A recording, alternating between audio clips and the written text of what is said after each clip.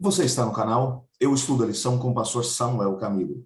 Hoje é quinta-feira, dia 10 de fevereiro de 2022. E o tema que estudaremos na nossa lição da Escola Sabatina será Jesus, a âncora da alma.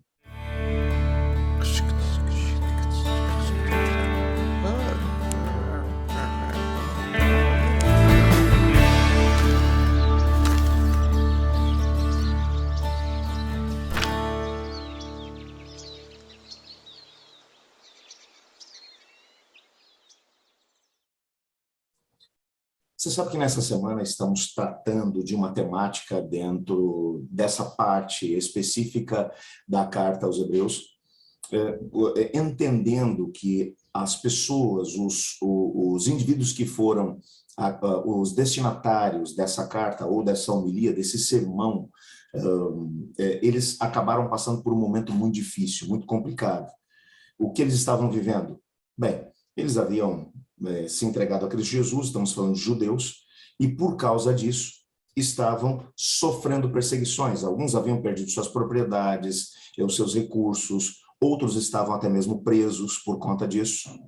E o autor vai trabalhar aqui a ideia de que seria uma loucura abandonar o caminho do Senhor Jesus por causa desses sofrimentos, por causa dessas dificuldades, mesmo que fosse muito difícil, porque fazer isso seria o mesmo que tentar ganhar o mundo inteiro e no final descobrir que você não ganhou nada, que você perdeu absolutamente tudo, porque Cristo Jesus é o nosso sacrifício, ele é o nosso sacerdote que ministra todos os dias diante do Pai, ele é o nosso sumo sacerdote, o único capaz de resolver de forma definitiva o perdão dos nossos pecados. Então, é uma loucura deixar Cristo de lado. No segundo momento, ele se dirige àqueles que haviam permanecido fiéis a Deus e diz, olha, se você, apesar das perseguições e das dificuldades, tem permanecido fiel a Deus, parabéns, mas só isso não é o suficiente. O fato de você estar experimentando a graça de Deus e ter a força dele para poder permanecer firme, deve fazer também com que você trabalhe em amor por aqueles que estão à sua volta. Você trabalhe em amor por aqueles que estão presos, por aqueles que perderam absolutamente tudo, porque se a graça de Cristo te alcançou, se você tem experimentado o amor de Deus, esse amor tem que se materializar através de ações de amor para com aqueles que estão à sua volta. Essa é a base toda de argumentação. Na parte final da sua argumentação, que é dos versículos 17 a 20, ele vai apresentar aqui pelo menos duas razões pelas quais nós podemos ter firmemente alicerçada a nossa fé como uma âncora diante do Senhor, diante de Cristo Jesus, na certeza de que vale a pena mantê-lo como nosso sacrifício, como nosso sacerdote, como nosso sumo sacerdote. E a primeira garantia, ou a primeira promessa que ele vai dizer, a garantia de que nós podemos permanecer firmes em Cristo e que isso vai valer a pena, é a garantia de que o próprio Deus fez um juramento mencionando que ele vai cumprir as suas promessas a cada um de nós. E é muito interessante o texto de Hebreus capítulo 6, verso 17. Se você olha o texto diz assim, por isso Deus, quando quis mostrar mais firmemente aos herdeiros da promessa a imutabilidade do seu propósito, se interpôs com juramento. Com certeza, ele está aqui fazendo com que os seus ouvintes ou leitores se lembrassem do momento do chamado de Abrão. Não foi fácil para ele. Deus se aproximou de Abrão e disse, olha, deixa a tua casa, a tua terra, o meio dos seus parentes, a segurança que você tem hoje na terra onde você vive, na Mesopotâmia, e vai para a terra que eu vou te mostrar.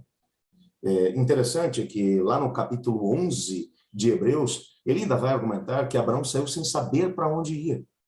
Mas Deus o foi dirigindo em todos os momentos do caminho para que ele pudesse entender que mesmo andando pela fé, enquanto desse esses passos de fé, na direção de Deus, alicerçado por Deus, na força e poder de Deus, o Senhor Deus iria cumprir as promessas que fez. É bem verdade que mesmo o grande Abraão, o pai da fé, em determinado momento teve dificuldade de acreditar que as promessas de Deus se cumpririam. Quando você vai para o capítulo 15 de Gênesis, o Senhor Deus se aproxima dele e diz, Abraão, olha, a promessa que eu fiz para você, ela vai se cumprir, você vai ser pai de nações, toda essa terra vai ser sua. E Abraão vai dizer, Senhor, eu já me conformei, achando que o meu herdeiro vai ser o Eliezer de Damasco, que é um servo que nasceu na minha casa. E terra, Senhor, eu já estou velho, não tenho nada, estou vivendo aqui no meio desses cananeus. E Deus então vai fazer uma aliança e vai prometer a ele, sob juramento, que a promessa vai acontecer. E vai dizer a ele que mesmo que, na perspectiva dele, que se demorasse para que as promessas pudessem ser cumpridas, que elas seriam. Aliás, ele vai mencionar que ele vai ser pai de nações. Abraão vai ser pai aos 99 anos, Sara aos 90, o que era impossível ao ser humano, mas que foi possível por causa do Senhor Deus. E Deus ainda vai dizer a ele, a terra vai ser sua, mas daqui a 400 anos, somente os seus descendentes herdarão a terra, mas você vai peregrinar por ela, sendo a minha testemunha entre os cananeus. Portanto, assim como Deus cumpriu sua promessa a Abraão, ele também cumpriu a sua promessa para conosco.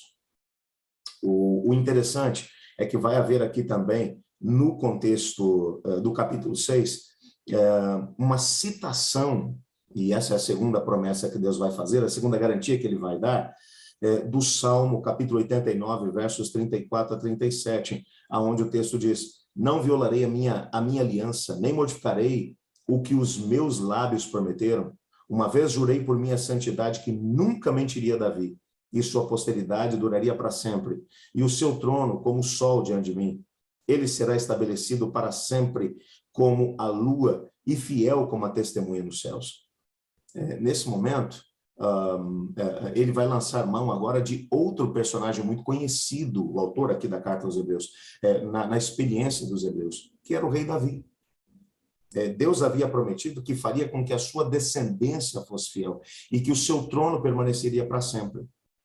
Se Davi tivesse a oportunidade de visualizar como os seus filhos, netos, bisnetos, enfim, como a sua geração posterior acabou se afastando do caminho do Senhor, como o cativeiro da Babilônia, por exemplo, fez com que os seus descendentes diretos, reis de Judá, tivessem que ir para o cativeiro, como eles se afastaram de forma grotesca daquilo que era o propósito do Senhor Deus, talvez ele diria como a promessa de Deus vai se cumprir.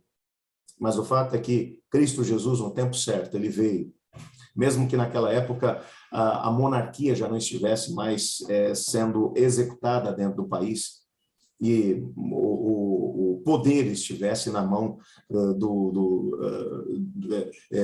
imperador romano, o Senhor Deus olhou e disse, bom, mas eu sei que o descendente direto de Davi nesse tempo é José.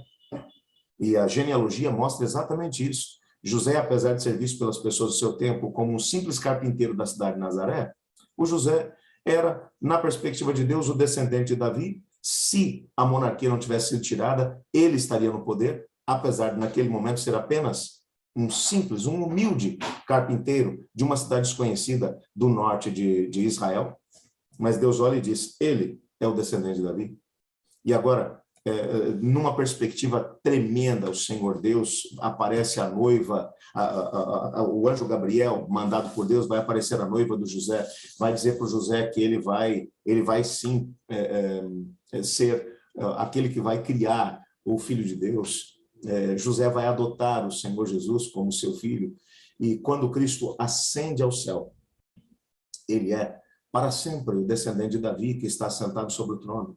Assim como Deus cumpriu as suas promessas para com o rei Davi, ele também cumprirá as promessas que ele fez para cada um de nós. Por isso vale a pena permanecer fiel ao lado do Senhor Jesus. Hebreus 6:20 vai trabalhar exatamente essa ideia. Jesus, como precursor, entrou por nós, tendo se tornado sumo sacerdote para sempre, segundo a ordem do Melquisedeque. Cristo, ele ascendeu ao céu, ele está sentado sobre o trono. A promessa se cumpriu através dele. E hoje nós podemos ter a certeza de que assim como Deus cumpriu suas promessas para com Abraão, como ele cumpriu suas promessas para com Davi, ele também cumprirá suas promessas para conosco. Hoje devemos viver pela fé. Eu gostaria de orar pedindo a Deus para que nos ajudasse a viver essa experiência de fé junto com o Senhor. Você quer se unir a mim? Muito obrigado, Senhor, porque em Tua palavra descobrimos que o Senhor promete e cumpre aquilo que promete. Ajuda-nos a viver pela fé, como Abraão viveu, como Davi viveu, e permanecer firmes diante do Senhor, mesmo que as circunstâncias externas sejam más. Pois em nome de Jesus que oramos. Amém. Eu estudo a lição, e você?